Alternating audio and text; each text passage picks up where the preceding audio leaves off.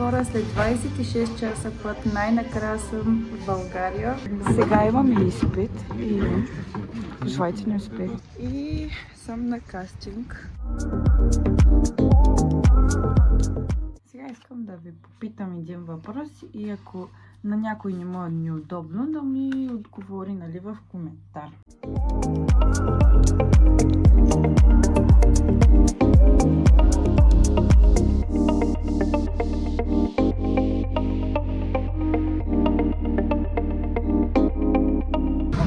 Здравейте!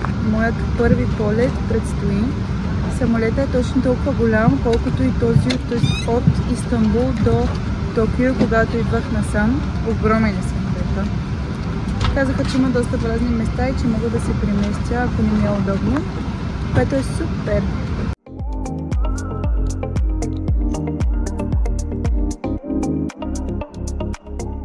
Хора, 3 месеца на прозореца, което е страхотно. Няма никой до мен и имам супер много място. Да, по време на полета мисля да уча, защото имам изпит след 2 дена, а почти нямах време да се подготвям, докато бях в Япония. Така че ще пътувам общо 26 часа. Ще сменям 3 полета и двете прикачвания от тях ще бъдат по 4 часа престой.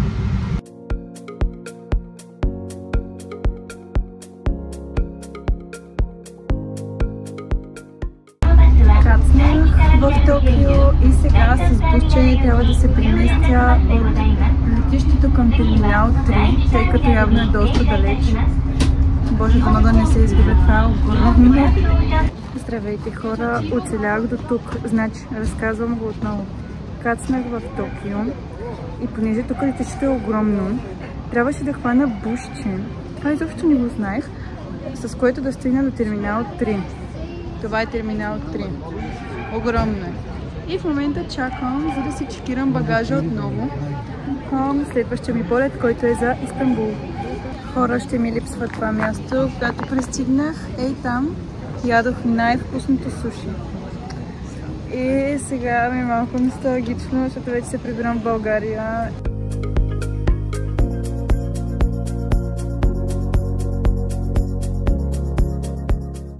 Ето това е истинска приятелка. Дойде специално до Токио, до летището, за да ме изпрати. Тя не е от Токио. Тя дори не беше с мен в Окаяма. Просто запознахме с нея в Йокохама и тя дойде да ми каже чао, вечеряхме заедно и съм много щастлива за което. Сега има малко време да се разходя тук в безликната, да си купя нещо евентуално и отивам на бординг пас. Хора, не очаквах, но си купих фондите на Estée Lauder. Най-накрая просто влязах, видях го и си казах, това е моят момент. И го купих без да се замисля. Много съм щастлива. В Казанлък винаги, не в Казанлък, в България, моят номер никога не е наличен. Нито в Дъглас, нито в Нотино. И винаги е със супер голяма надценка към 100-120 лева. Тук искате ли да ви кажа, че го взех за 66? Да. Полет номер 2. Хора, чувствам се леко смазана, но това е положението. Ще бъде най-дългият ми полет, това определено. И се надявам да мине добре. Малко ме боли корема и се надявам наистина да спре да ме боли точно в момента, защото нямам намерение да се мъча 13 часа и отгоре. Така че да, стискайте ми палци.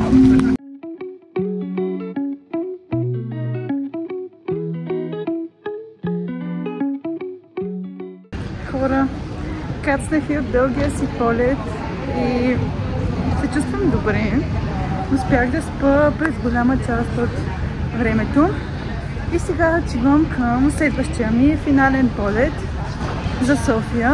Стига да намеря на къде трябва да тръгна, но ще се оправя. Преминах контрола и сега имам свободно време до моя полет. Искам да ви кажа, че тук летището е огромно. Предния път, когато пътувах за Токио, нямах време да се разходя и да го разгледам, но сега имам и ще го направя.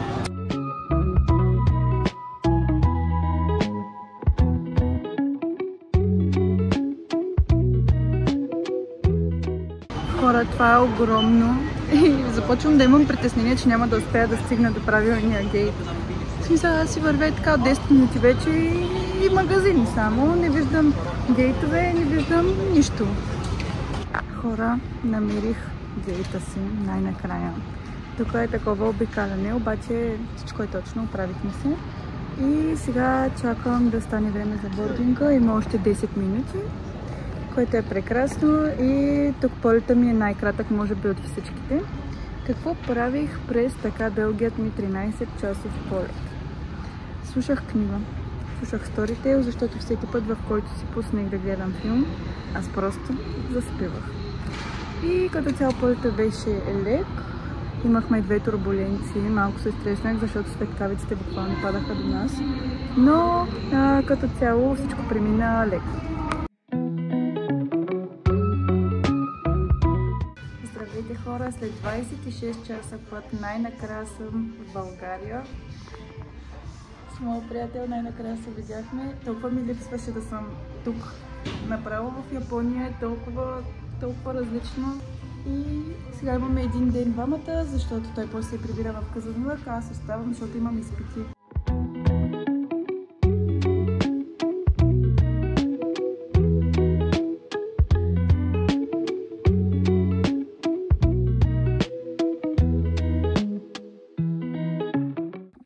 Здравейте хора! Малко започнах през средата да снимам, но сега е 5:30. Станала съм в 5 часа днес. Влязох, измих си косата. Сега ще подготвям грима си, защото днес съм на снимки за клип, свързан с песента на Розата на нашия град, който ще прави моя братовчет. И ме помоли да участвам в клипа, ако разбира се имам желание. Да, днес ще снимаме цял ден. Снимките започват от 6:30, така че аз нямам много време да се моткам и направо започвам с грима. Ще си снимам и визитката за един конкурс, в който реших да участвам, да забравих да ви кажа. Конкурсът се казва Miss Green и реално аз вече трябваше да съм предала визитката си, която е от сорта на защо ще участвам, нали, коя съм аз и така нататък.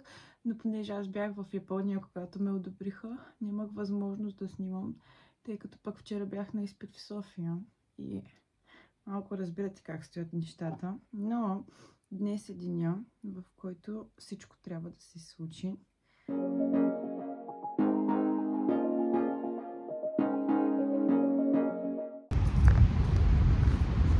Току-що си взех обувките, които най-накрая намалиха в Fashion Days. Хора, много съм щастлива, дано да ми харесат на живо.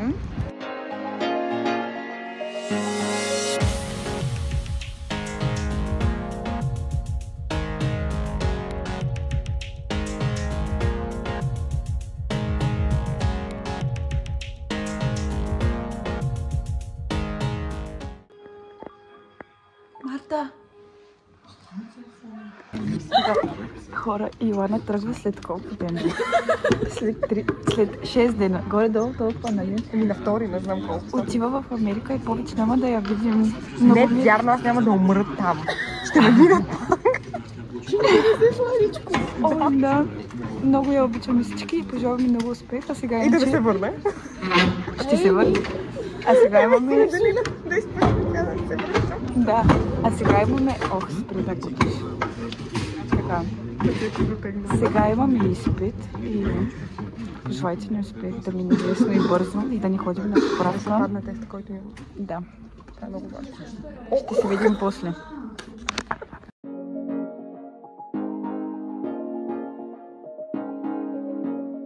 Здравейте хора! Намираме се в New Film Studios Бояна, киноцентъра. И съм на кастинг за някаква роля на Лейди Годива. Така че пожелайте ми успех, дано да се справя. Ще се включа след като премини кастинга. Сега се чудим как да се приберем. За първи път съм на кастинг, хора, и беше много яко. Знаете ли колко са готини като екип всички тук? Буквално са супер милички и останах много така доволна. Ще ви държа в течение, ако случайно ми дадат някакъв отговор. И така, останете с мен. Hello! Отново съм тук и съжалявам, че не успявам да се координирам последните дни, да снимам постоянно какво ми се случва, защото със сигурност е нещо готино и интересно. Не знам какво ми стана, но просто реших, че не искам да снимам. Аз спрях да публикувам неща и в Instagram, не знам дали се е усетило. И като цяло и в TikTok усети се една деактивност от мен. Просто исках да направя някакъв малък детокс, защото може би по време на престоя ми в Япония аз снимах постоянно, всеки ден, по цял ден, всичко, защото просто е интересно. И сега, когато се прибрах, бях една такава леко смазана, изморена, исках да видя близките си и не исках да обръщам толкова време на социалните мрежи. Затова просто снимам много разпокъсано дните си и буквално ви показвам само най-интересното, но това със сигурност не е всичко. И сега, например, какво ми предстои? Виждате ме, облякла съм се, гримирала съм се, отивам да правя снимки, защото, както вече знаете, може би, ще участвам на един конкурс и искат да си направя визитка, която да бъде сред природата. Първата част от визитката ние я направихме в розов масив, а сега втората част от визитката ще бъде как яздя кон. Това ще е много интересно. Не знам как ще се справя, не съм яздила от доста време и аз като цяло много не мога да яздя.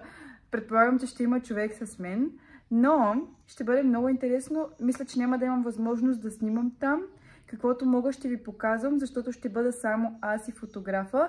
Така че може и да ви покажа на готово кадрите, което също е много готино. Да ви споделя какво се случва при мен до тук. Буквално съм София Казанлък постоянно през 2 дена. Отивам, правя си изпита, прибирам се. 2 дена съм тук и айде пак.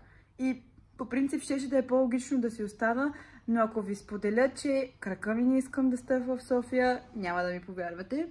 Не знам защо изведнъж рязко спря да ми се ходи там. Нищо не е станало, което да ме е отблъснало от самия град. Може би просто защото тук са ми всички близки, семейство, по-приятно ми е, по-хубаво ми е и отказвам да стоя в София, защото съм и сама там. Нито съквартирантката ми е с мен, нито никой. Побърквам се, буквално имам примерно 3 свободни часа и аз не знам какво да правя и не искам нищо и да правя.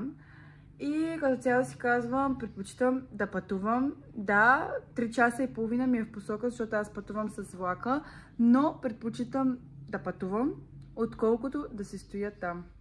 Здравейте хора, пристигнахме на мястото, чакаме конят да пристигне и да започнем да си правим снимките.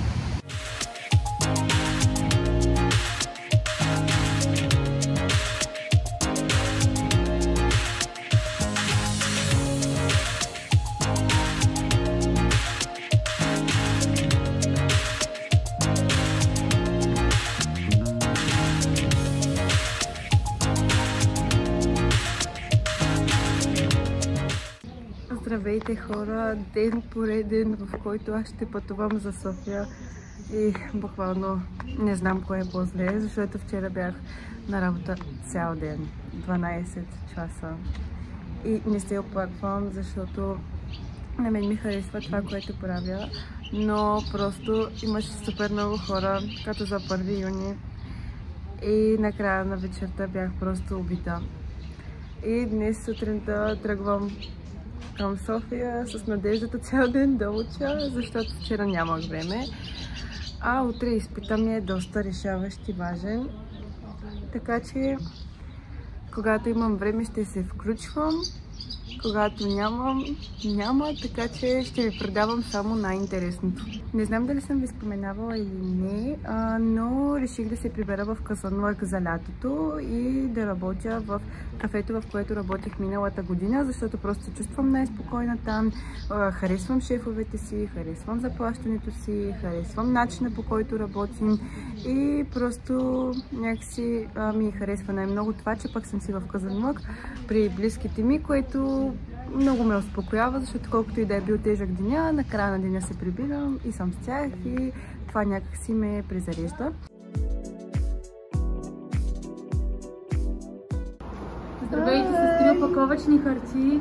Така, напазарихме, видяхме се. Здравейте хора! Искам да ви кажа как се чувствам точно в момента. Премина ми изпита и аз в момента, в който излязах, се почувствах отвратително. Защото макар, че бях горе-долу подготвена, се притесних, че това, което съм написала, не е достатъчно. Не искам за такива неща да си развалям толкова много настроението. Искам да ми напишете при вас така ли е. Влязах в изпитната зала, написах си всичко, което знаех. Аз не казвам, че знаех всичко. И излизам. И още с излизането почва една критика към мен, едно обвинение до такава степен, че главата почна да ме боли. Но нямам търпение сега да излязат резултатите и да съм минала и всичко да е наред. Утро, днес е, не знам кой си ден, 5-ти, 4-ти, да. И съм на работа. И ще се оправям сега, 6 часа е при мен, аз съм от 8. Така че нямам много време, започвам да се оправям. Розова вода. Първо така започвам рутината си винаги. След това използвам или някакъв крем, или някакъв серум. Напоследък си използвам между тези 3 серума или между този крем, защото много ми харесват. Всичките неща са ми от Япония. Този серум е вечерен, но все пак ще ви го покажа, защото е много хубав. И е на Декорте, тази марка, с която ме гримираха, когато ми правиха професионалния грим. И искам да ви кажа, че съм много впечатлена от тяхната косметика, защото те са просто, според мен, на едно друго ниво. Готово е кафенцето ми, хайде на здраве, като за добро утро. Сега искам да ви попитам един въпрос и ако на някой не му е неудобно, да ми отговори, нали, в коментар. Преди ходих на лазерна епилация доста дълго време, но така стана, че се отказах. Забравих си часа и след това така и не си запазих следващ. Като цяло, хем бях доволна, хем не. Защото виждах някаква минимална промяна, пък да кажем, че бях на 10-та сесия, ако така се води, за 10-ти път. И исках да ви попитам какво е вашето мнение за лазерната епилация, т.е. вие виждате ли някаква промяна, не виждате ли, нали, бихте ли ме посъветвали да възобновя или по-скоро да намеря друг начин, не знам. Работно място. В момента съм зад бара и е много яко и си го разполагам и си правя каквото си поискам. И след половин час свършвам работа и отивам да тренирам, защото това, че съм била 12 часа на работа, не е оправдание да не тренирам. Започвам сериозно.